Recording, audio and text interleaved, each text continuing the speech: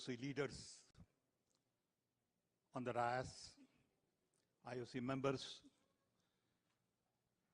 Silicon Valley, friends, ladies and gentlemen, good evening. It is indeed a special privilege and honor for me to be here to welcome Mr. Rahul Gandhi to the US.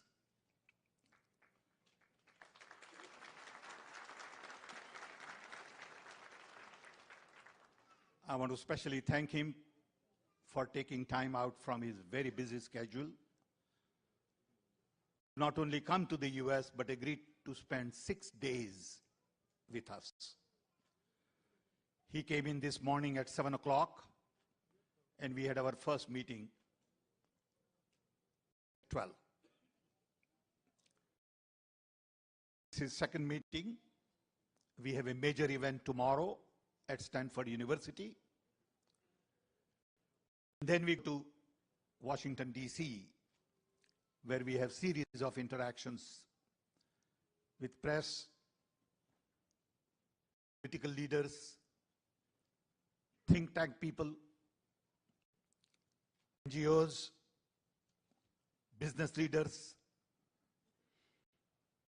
And then we go to New York, where we have a lunch with a group of intellectuals.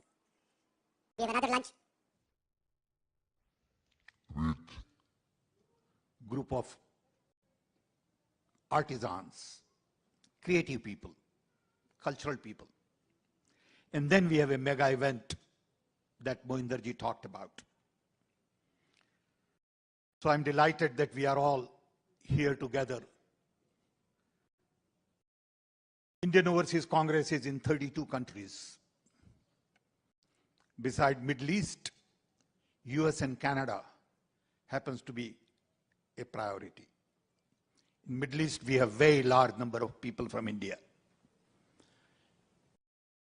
Mr. Rahul Gandhi and I went to Middle East a few years ago. We had his program at a cricket stadium, and you'll be surprised to learn that 40,000 people came to listen to him.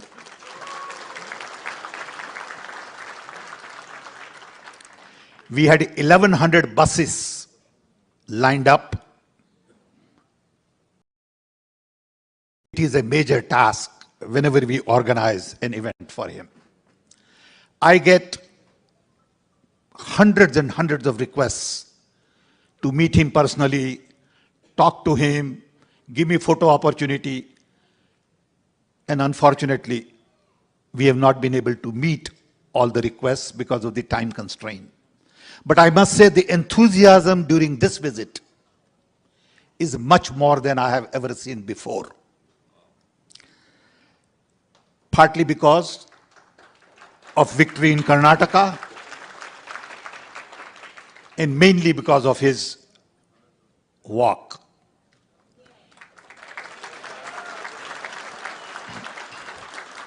He walked for 4,000 kilometers, 150 days, 13 states,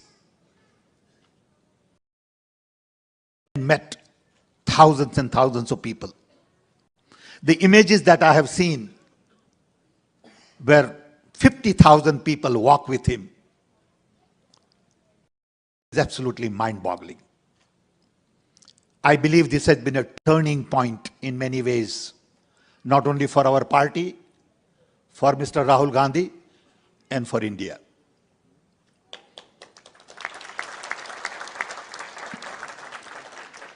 We are here and we are visiting other foreign countries because we sincerely believe that Indian democracy is larger global public good. We have 1.4 billion people, and our democracy has to be vibrant, alive. People like me worry about the fact that our institutions are captured. Our civil society is not allowed to function, more as watchdog, and we have lost rational, logical conversation. You see on Indian television what goes on, and you wonder what will happen to the next generation of Indians when they come into the workforce. How would they think about the future of India? I worry a lot about what is going on in India. And I'm sure many of you feel the same way. And we want to have this broader conversation with large number of people abroad. Because democracy is going through some strains in many parts of the world. We had in the US 4 years of confusion. We are still not done with it. In other countries like Turkey,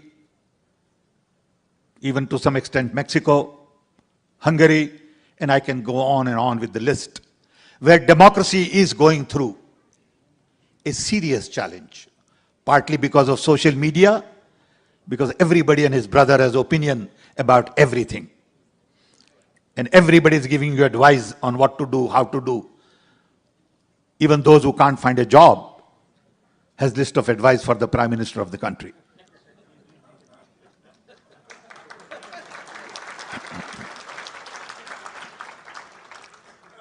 And I must give you this little example. Allow me to take a minute. You know, in Rajiv Gandhi era, I had gone to Madhya Pradesh, and Jairam Ramesh was with me, and we were at the airport. And some young man was staring at me. I saw him in a crowd. Same young man came to Chief Minister's house outside. Same young man came to Governor's house. And while we were leaving Bhopal, he was at the airport. So I told Jairam, I said, Jairam, get that guy. I want to talk to him. So I called him. He came to me and I said, you have been staring at me everywhere. What's the problem? So he said, sir, I'm so happy that you spotted me. He said, I have this letter in which I have listed everything that Rajiv Gandhi should do. I said, that's interesting. He said, what is it? He said, I have outlined a complete plan for the nation.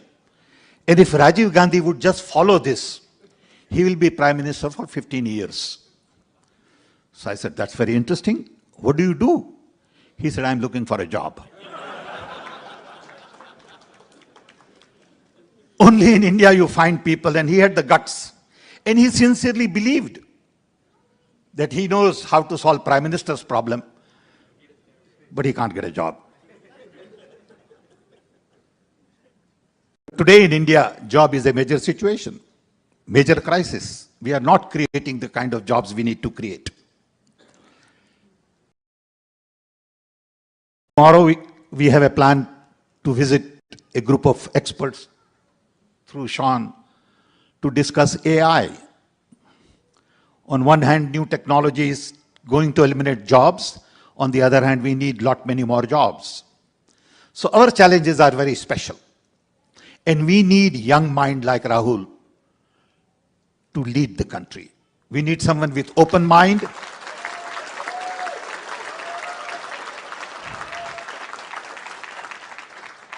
We need someone who has broader exposure, global experience, and that's the reason we are all here, meeting and interacting with large number of people. I want to thank all of you for taking time from your busy schedule to come and meet with us.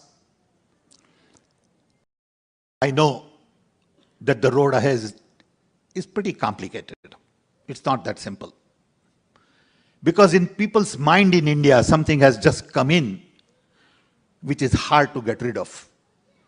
That India belongs only to Hindus' idea of India. Our idea of India is very different. I was born in a small little tribal village in Orissa during British Raj. And right in front of my house was a Muslim. On left was Jain. On right was Sardarji. In the back was tribal Oriya. And we all lived together like family. No one ever thought that this fellow is Muslim and that fellow is Sikh. They were all uncles and cousins. We all played together. That idea of India is being threatened. And to me, that is the core idea of India. Diversity, inclusion, truth, trust, love. All of these ideas are being challenged. And it hurts. At my age, it really hurts, believe me. Because I felt when I will get old, the dream that we all had as little children of India will be a reality. We have made a lot of progress in the last 75 years in technology. The fact that many of you are here, including me, is because India gave us the education at very low cost.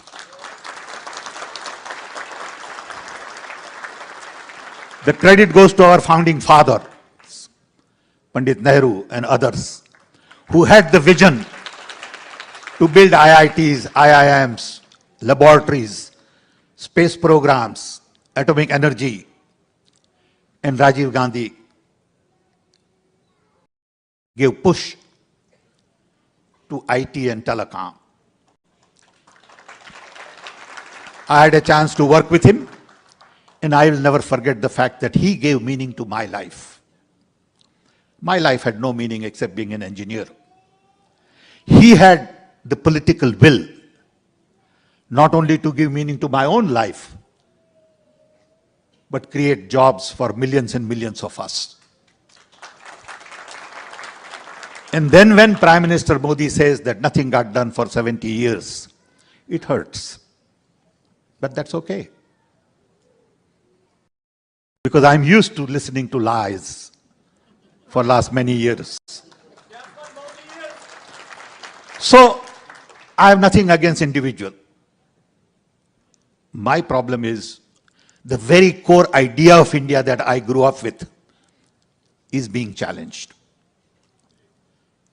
With this, I want to invite great son of India. I want to invite a young leader to tell us a little bit about his journey for 4,000 kilometers. I want you to learn a little bit about how he could do it. What did it mean to him? And then tell us a little bit about what keeps him going.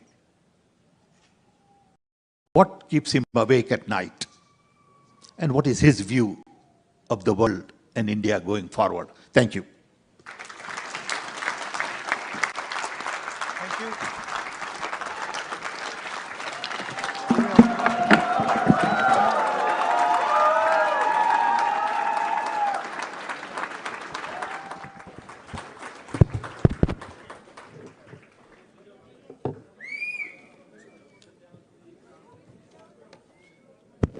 Mr. Sam Pitroda, Mohinder Singh ji, Sahab Bullar ji, Sandeep Vagela ji, Gurpreet ji, Shan Sankaran ji, Madhu Eragu ji,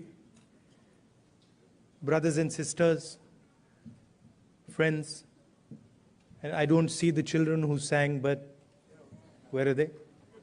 Yeah. I'd like to welcome all of you and thank all of you for coming here. And also thank the wonderful children for the song they sang. It was sung very movingly and very well.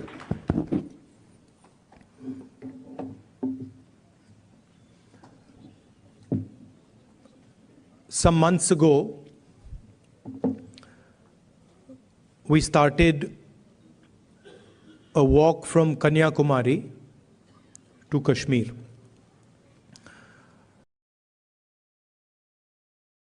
Prior to walking, we were finding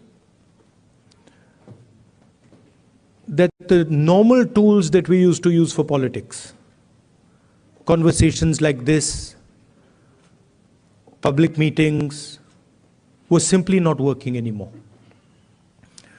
All the instruments that we needed to do politics in India, they were controlled by the BJP and the RSS. You know, people are threatened, cases are put on people, agencies are used on people. So we also are finding that in some way it had become quite difficult to act politically. And that's why we decided to walk from the southernmost tip of India to Srinagar. And when we started, I thought, okay, देखेंगे क्या होता है.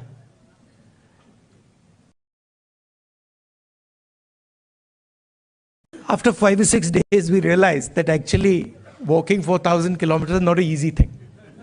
You know, and I had an old knee injury that started to act up. So I said, now I'm in real trouble because there's no choice. One has to walk, and I'm having quite a lot of pain.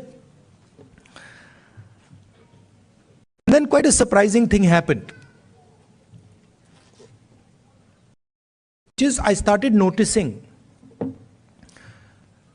that after walking 25 kilometers is more than half a marathon. So after walking 2-3 weeks, every day 25 kilometers, I suddenly realized one afternoon that it's strange, but I'm not feeling tired at all. I get up in the morning, 6 o'clock we used to start, and we used to end walking at about 7:38 in the evening, and I was like, this is very strange, I'm not feeling tired at all, what is this? And then I started asking people around that, भाई, ये हो क्या रहा है, आपको थकान हो रही है? Everybody is saying to me, थकान तो नहीं हो रही. It's very strange, we're not feeling tired. So I started to think about it, and I realized that actually what was going on was that it was not us that was walking. It was India that was walking with us. Right? And the large mass of people who were coming, all religions, all communities, everybody, kids, they were creating an atmosphere of love and affection where nobody was feeling tired. Almost as if everybody was walking together. सब जुड़ के चल रहे थे और उसमें किसी को थकान नहीं हो रही थी, एक दूसरे की मदद हो रही थी. And that's where we came up with the idea. नफरत के बाजार में मोहब्बत की दुकान खोली.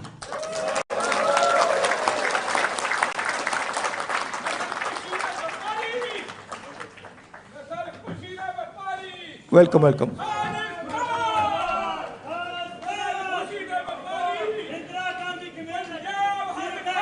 नफरत के बाजार में मोहब्बत की दुकान.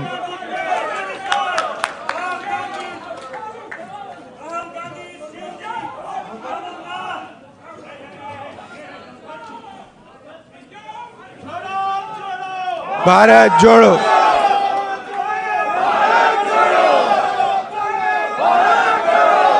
See, the interesting thing about us, about the Congress party, is we have affection towards everybody. If someone wants to come and say something, regardless of what they are saying, we're happy to listen to it. We're not going to get angry. We're not going to get aggressive. We'll nicely listen to it. In fact, we'll be affectionate to them. We'll be loving to them, because that's our nature.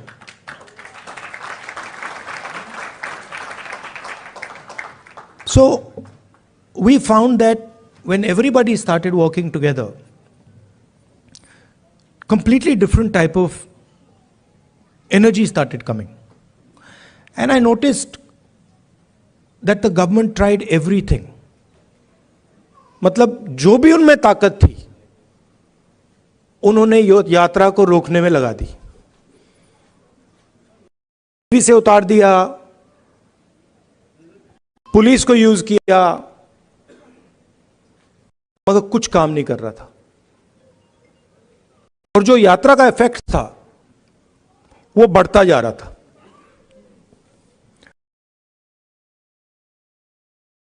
क्यों हुआ? क्योंकि आप सबने हमारी मदद की. सिर्फ not only in India, Bharat Jodo is an idea that is in all your hearts. And it is about respecting each other and being affectionate to each other. It is about not being violent towards each other, not being arrogant. I can see my Sikh brothers here. Your Guru Nanak ji, his entire life was about this only. That be humble, right? Be humble, be affectionate. And we walked nothing compared to Guru Nanak ji. I read somewhere that Guru Nanak ji had gone all the way to Mecca, Saudi Arabia. He had gone to Thailand.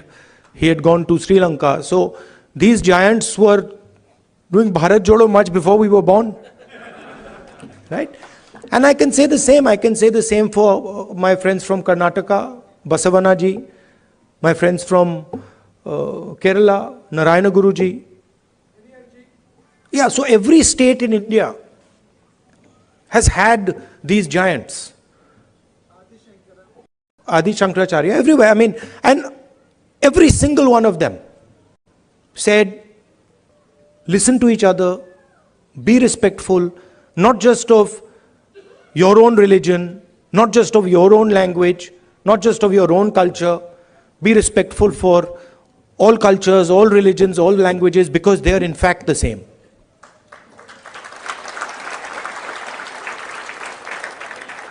And the assault that is taking place in India, it's taking place on our way of life. Sam Pitroda ji said that he grew up with all people living happily. Different languages, different religions. And that is what is being attacked.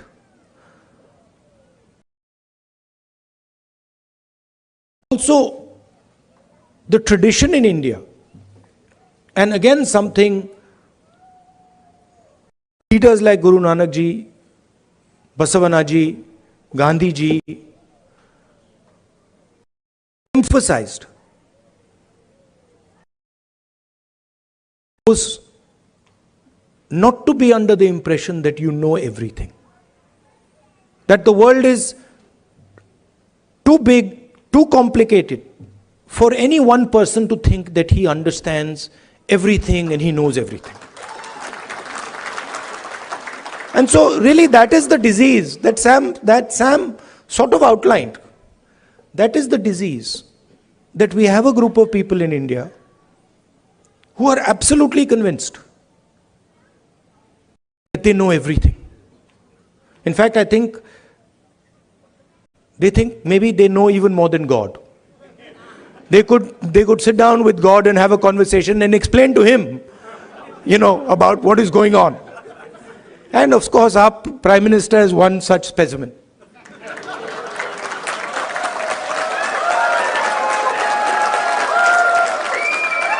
I think if you sat Modi ji down next to God, Modi ji would start explaining to God how the universe works.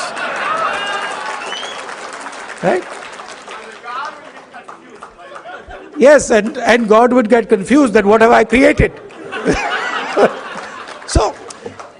So these are funny things, but really this is what is going on. We have a group of people, who understand everything. They can speak to scientists and explain science to them. They can, speak to historians and explain history to them. They can explain, warfare to the army, flying to the Air Force, whatever they want they can, And at the heart of it is mediocrity. That they actually don't understand anything. Because in life, you cannot understand anything if you're not ready to listen. There's something, the biggest lesson I learned from Bharat Chodo Yatra, that there is something to learn from everybody. We are much older than those children. But I can guarantee you, they can teach us all how to sing. I was looking at them and I was saying, I can't sing like that. It's impossible. So, when you look at another person, you have to appreciate that they have an experience, they have a life, they've seen things, and maybe you can learn a lot from them. Maybe if you open your ears, you can listen to them and learn from them. And that is actually the Indian tradition. If you look at our country, you will find that our country has the ability to absorb any idea that comes. India has never rejected any idea. Everybody who has come to India has been received with open arms, and their ideas have been absorbed in India. And that is the India that we like. India that respects the rest of the world, India that is humble, India that listens, India that is affectionate. And that is the India that you represent. You would not be here if you did not agree with these values. You would, if you believed in anger, hatred, arrogance, you'd be sitting in a BJP meeting. Right? And I would be doing Man Ki Baat.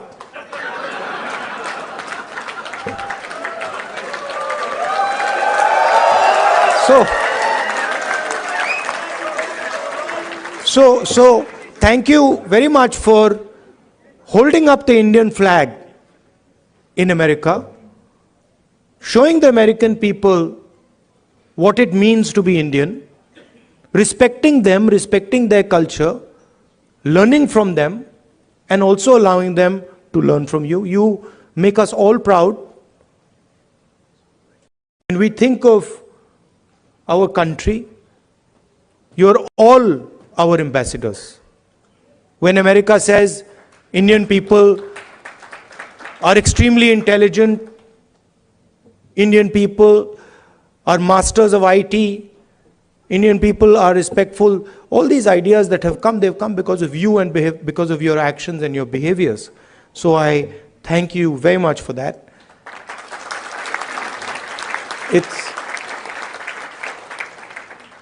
I came here this morning, Sam organized the flight, I arrived 16 hours, after 16 hours flying, 6:30 in the morning. I thought I'd be tired, but I'm not tired at all because of the energy that you have given me. Thank you.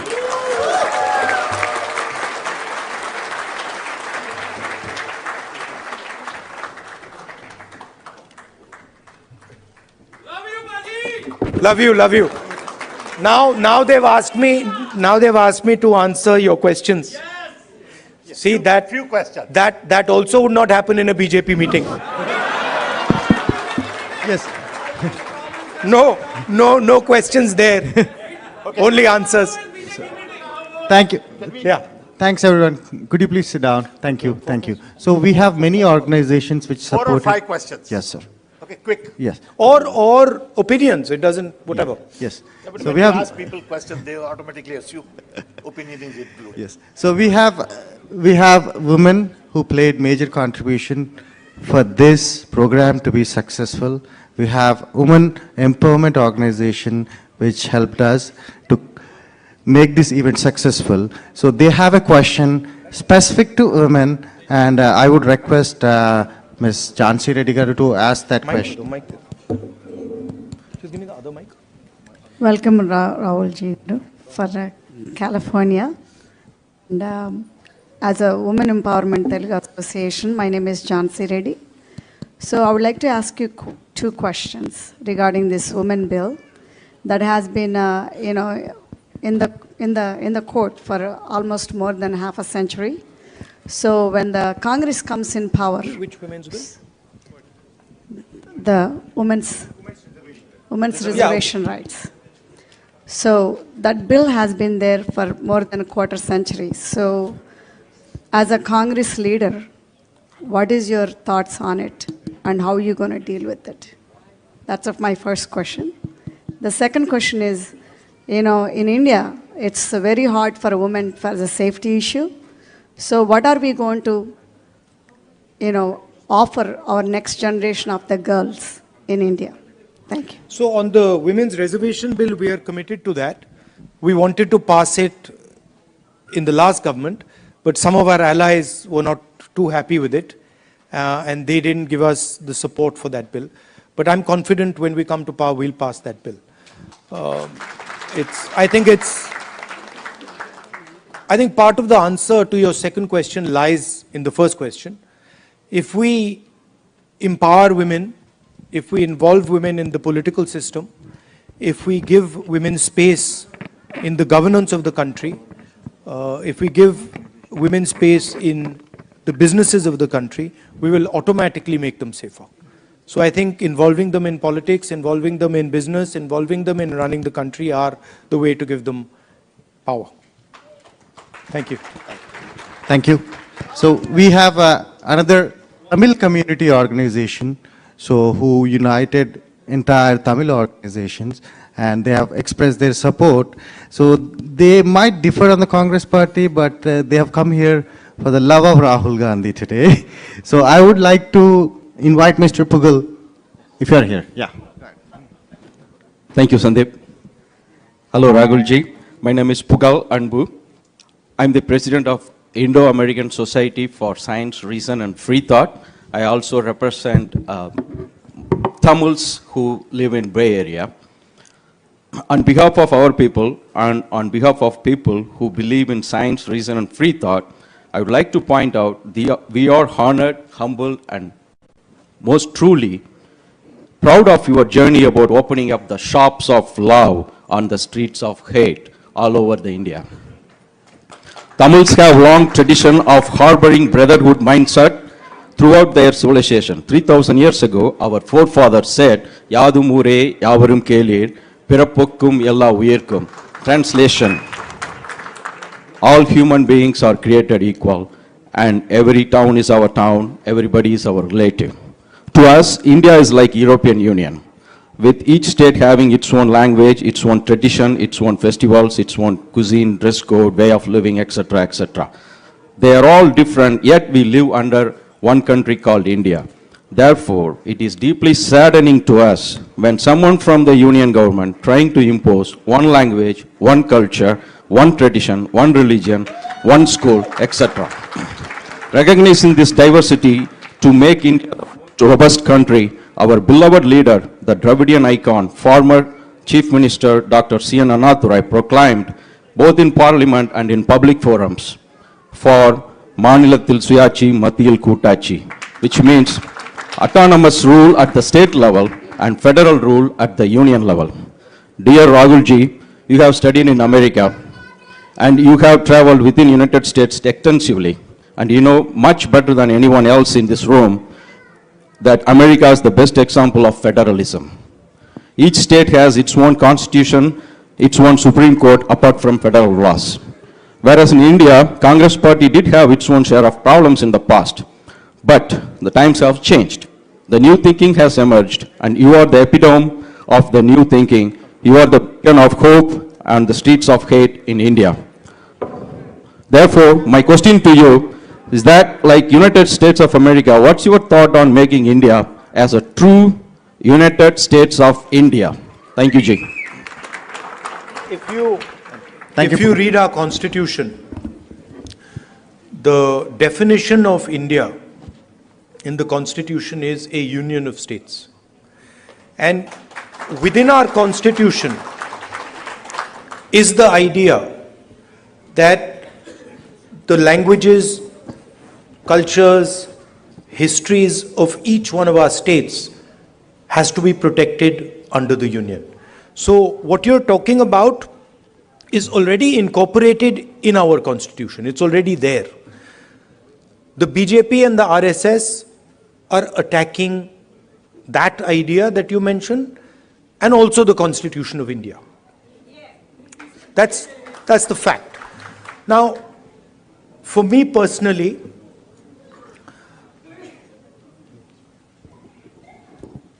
I understand that the Tamil language is more than a language to Tamil people. Right? It is not just a language. It is their history, it is their culture, it is their way of life. And I will never ever allow Tamil language to be threatened. Right? Because for me, threatening the Tamil language is to threaten the idea of India. Just like threatening Bengali or threatening Kannada or threatening Hindi or threatening Punjabi are all attacks on India. Right? So, our strength, unlike many other countries, our strength comes from our diversity. Our strength comes from accepting that we are all different, but we can work together. And that is an idea that I'm sure you and the Congress party are protecting. Thank you. Thank you. Thank you, everyone. Please put your questions brief, respecting everyone's time. I know you have opinions, but please put your questions brief. Next question is Mr. Karthik from Ambedkar King Study Circle. Can we allow people to... Yeah, hold on. Yes. These are, please appreciate these organizations have put together this amazing event. All, there are Telugu, Tamil, Kerala, Kannada, all are together to make this event successful. Respect those organizations. Thank you. We'll do. We've got 5 questions, don't worry. There's more than enough. We can add a few also if you want.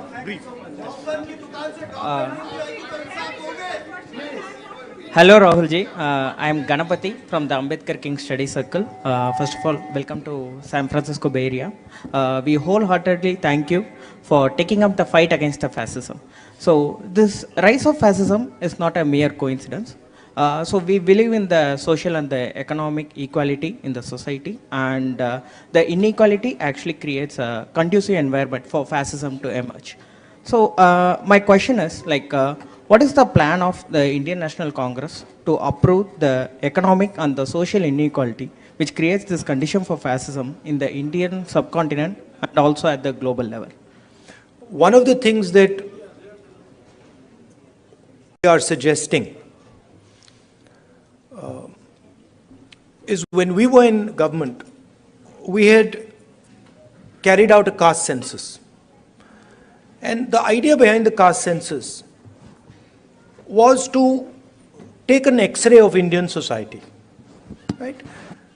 To find out what are the exact demographics of our country, right? What are the different communities? What are the different castes? How many people in each community? How many people in each caste? Because without understanding our demographics and without understanding who is who, it is very difficult to distribute wealth, distribute power effectively. So that was one idea that we had, and we've been putting pressure on the BJP to release the caste census, the numbers in the caste census. They are of course not doing it, and we'll continue to apply pressure, and if we come to power, we will do that. But we are committed as the Congress party to make India a fair place. And we understand deeply that India today in terms of its treatment of Dalits, tribals, poor people, minorities, is not a fair place. Right? And there's many things that can be done. There is the Nyay scheme that we had, which was aimed at providing a minimum income to all Indians. There are ideas like Manrega. I think an increase in public education, increase in public health care. I think these are all things that can be done to make India a much more equal and fair place. Thank you. Thank you. We have our next question from Silicon Valley Christian community, Mr. Jay.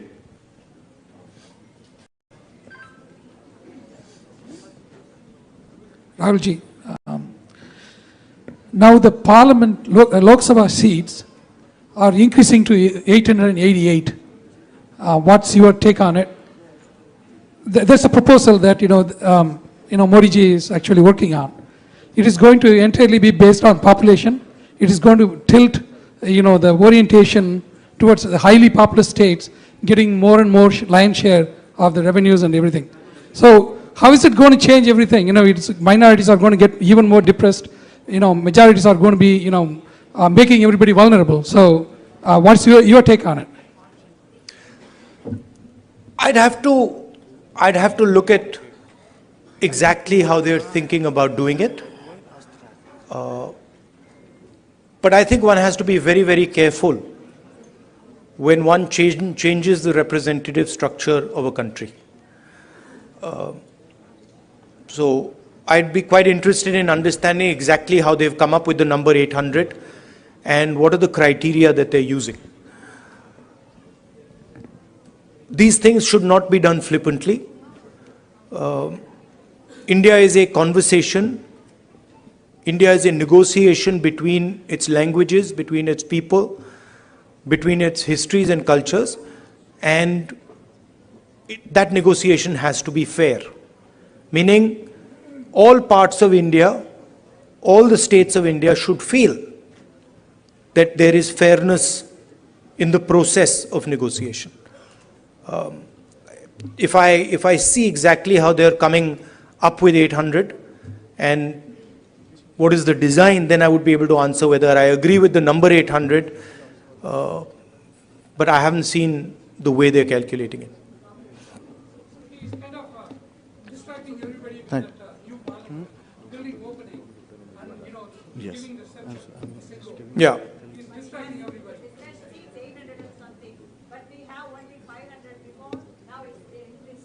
Yeah, but it depends how the ratios change. Yeah, it is currently based on the population, but you'll have to see how the ratios change. I think the Parliament House, these are distractions. The real issues in India are unemployment, price rise, spread of anger and hatred, a crumbling education system, price of education, price of healthcare. These are the real issues.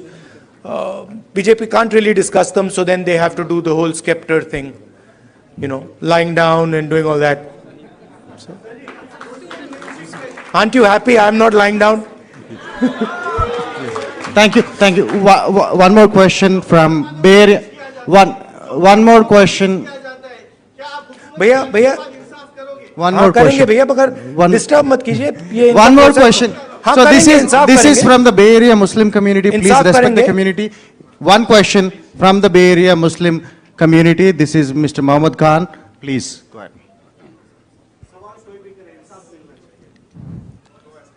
मिलेगा. Rahul ji, thank you so much for coming all the way here. आपने जो ये नफ़रत के बाज़ार में मोहब्बत की दुकान खोली है, उसका बहुत बहुत शुक्रिया. I think this is something which we were starving for as Muslims from the Bay Area. We all want to thank you for your time and for your efforts in coming all the way here. As you know that, Muslims have the security threat today. It was never before. The way we see today, like whenever we call and talk to anybody, it's like, kya ho raha hai yahan pe? What's going on? There are so many different laws which are getting implemented, which were not even implemented earlier. If it is just of the security, it's okay. But then if it goes on and on, like lynching आप ले लीजिए, मुसलमान बच्चों को जो है they are putting in the jails for the crimes which they have not committed. What strategy will you adopt, or what hope are you giving to Indian Muslims, which is going to change the whole thing back to the point where we were and get back to the normal stream to develop India? The best way for me to explain that is the line, Nafrat ke bazaar mein Mohabbat ki dukaan. That is the best way I can say it, which is that it is felt most strongly by the Muslim community, okay, because it is done most directly to them. But in fact, it is being done to all minorities. I can guarantee you that the same way you are feeling attacked, I can guarantee you my Sikh brothers are feeling the same thing. I can guarantee you my Christian brothers are feeling the same, sisters are feeling the same thing, right?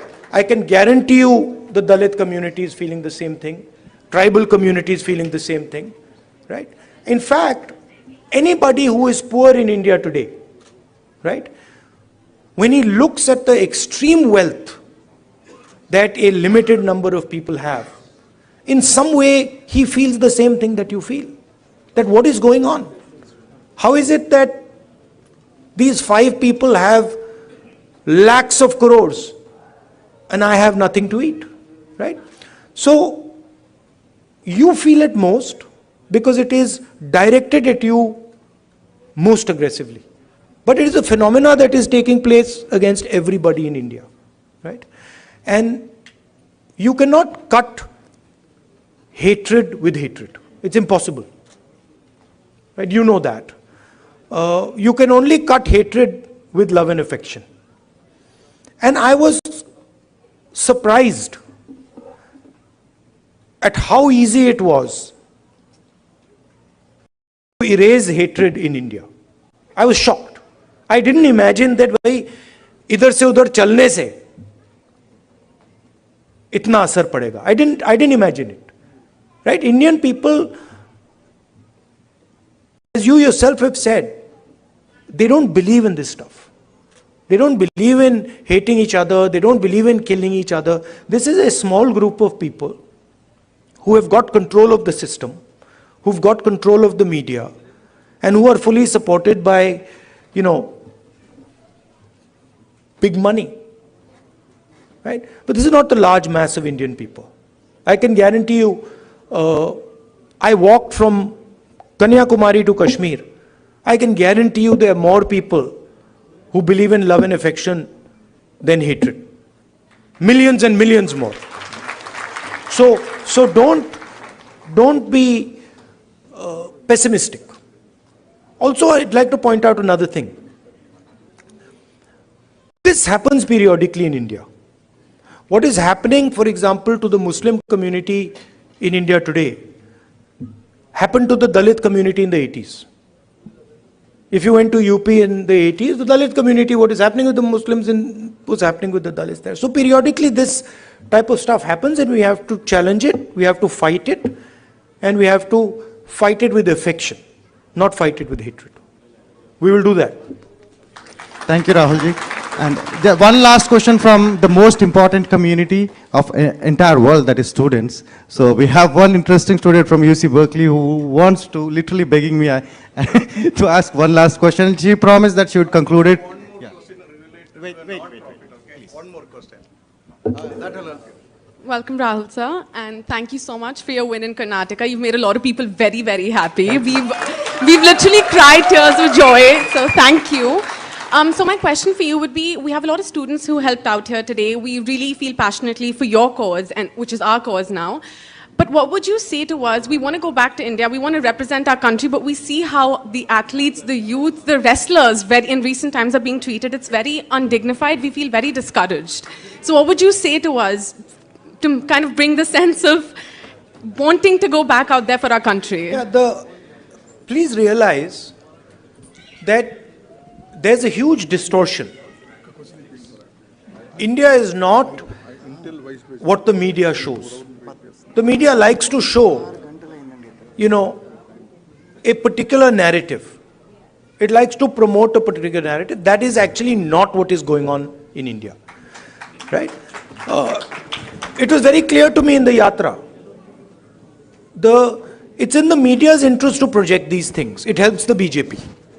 Right? So don't think that everything you see in the media is the truth. And as a young person, your country needs you. Right? And your skills and your energy will be very useful to your country. So if you feel like going back, do go back and help out. Thank you. Thank you, Rahul ji. Thank you. And I picked up Rahul ji somewhere in the morning, 8 o'clock. It's 8 o'clock. So please, 1 minute. So let me conclude it, right? You know, he's a normal human being like us. He's not superhuman. He's a normal human being. Please, 1 minute. Let me thank the organization. So last question. I like the question, which is, what do I suggest that you do? Right? Yes. You are all ambassadors of a particular vision of our country. You believe in humility, you believe in respect, you believe in being affectionate to each other. So do not answer anger and hatred with love and affection. Show them that you're not like them. You should support the ideas that will defeat the BJP. Thank you very much. Thank you, everyone. Thank you. Okay, now please return to your seats. We're going to have national anthem, Indian national anthem. Please return to your seat. Please return to your seats. We have Indian national anthem. Please stand up. Return to your seats. Stand up.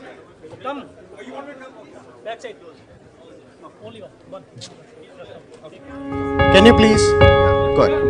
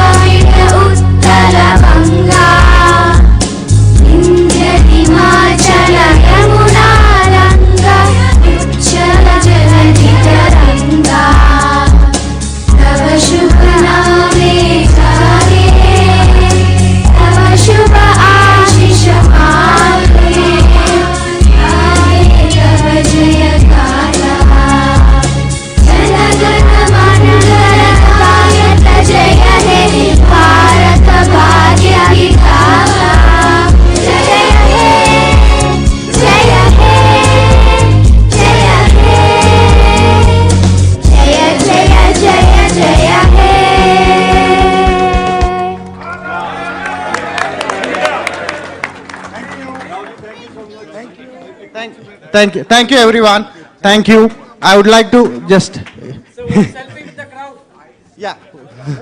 No. So please, guys. Security. Huh? Okay. Okay. Everyone. No. Can you?